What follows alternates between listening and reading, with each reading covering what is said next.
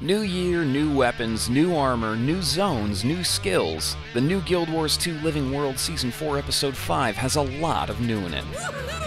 If you are new, there's a ton to do, and if you've been here a while, there's still a ton to do.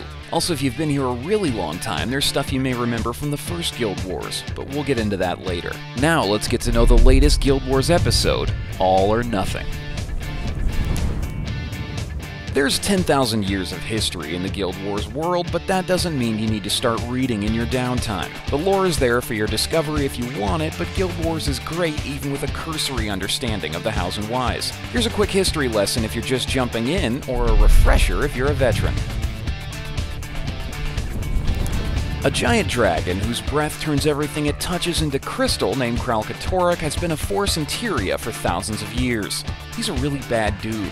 He's as tall as a skyscraper, can turn himself into a storm, shoot lightning, and bring down meteors.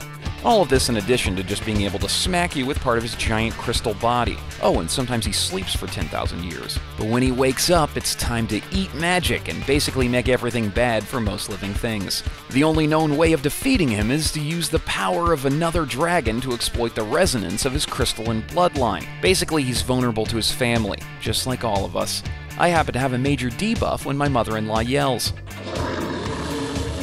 In past episodes, Kralkatorrik gained the ability to travel between worlds in a realm called the Mists, a magical proto-reality that connects all time and space. Elder dragons like Kralkatorrik eat everything and are never satisfied. Magic, souls, and your screen space. You'll see what I mean, he's huge. If a creature that eats magic and never gets full has the ability to go to a place that 1. Binds the universe together and 2. Is made out of food for the previously mentioned insatiable monster, you can see why stopping him is a priority. In this episode, you, the Commander, are teaming up with Aurene, a young dragon who is the last known relation of Kralkatorrik, to take him on in a massive dragon fight. Along with a huge cast of allies who happen to be voiced by fantastic actors, a plan is set into motion to attack Kralkatorrik and use the innate abilities that are present in a cute little dragon to attempt to destroy an ancient purple evil that has scarred the land for thousands of years. Good freaking luck.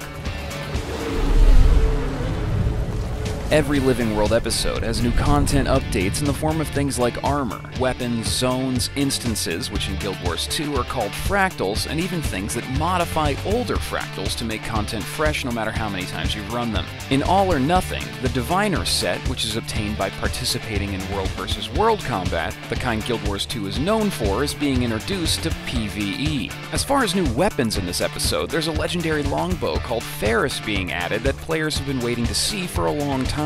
The bow itself changes from a solid to pure light while in use, adding lightning and a glow aura around you, making you look like whichever Greek god had a lightning bow.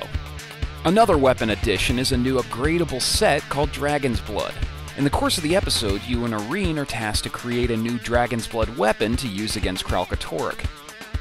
The ordeal involves channeling powerful magical energies, fighting corruption in oneself, and weirdly enough, listening to your mother.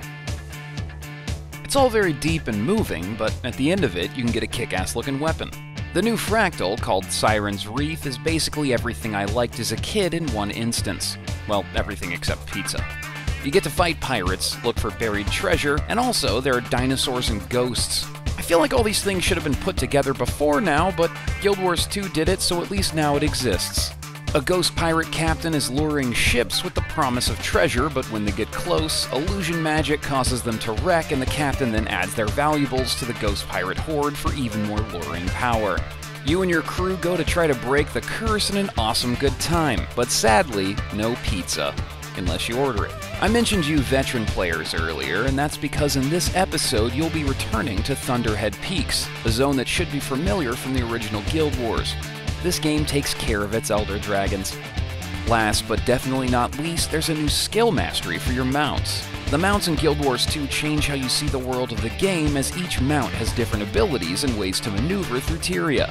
The new skill is called Bond of Faith. It allows you to jump off the back of your mount and launch yourself into a higher jump, glide, or even transition onto a griffin mount using a previous skill mastery called Soaring Rescue.